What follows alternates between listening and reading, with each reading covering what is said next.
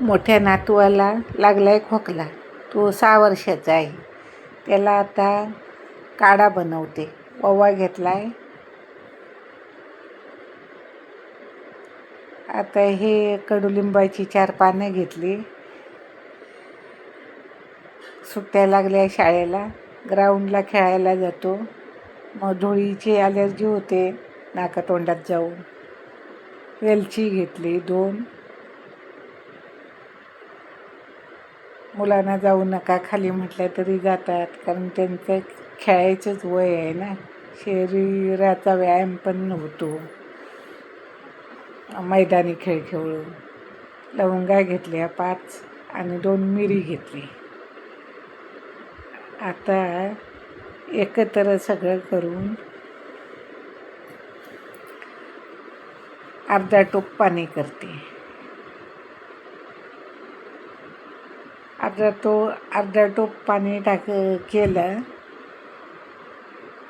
की पाव टोप पाणी राहील एवढं आटवायचं. आता फास्ट गॅसवर उकळ येईपर्यंत ठेवते. उकळ आला की कमी गॅस करून 10 मिनिटावर त्याचा आरक निघेल, काढा तयार होईल.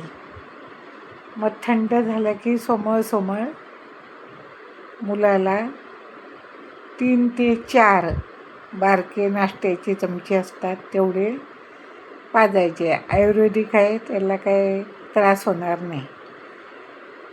उठसूट डॉक्टराची औषधं पण चांगली नसतात, केमिकल असतं. घरगुती आधी उपाय साधंसुद्धा असलं तर घरगुती उपाय करायचे, कारण घरगुती उपाय हे खरं म्हटलं तर आरोग्याला चांगले असतात.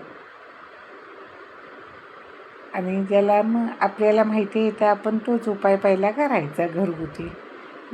आणि घरगुती उपाय करून बरं वाटेना तर डॉक्टराकडे घेऊन जायचं. पण हा रामबाण काढा आहे, लगेच खोकला थांबला.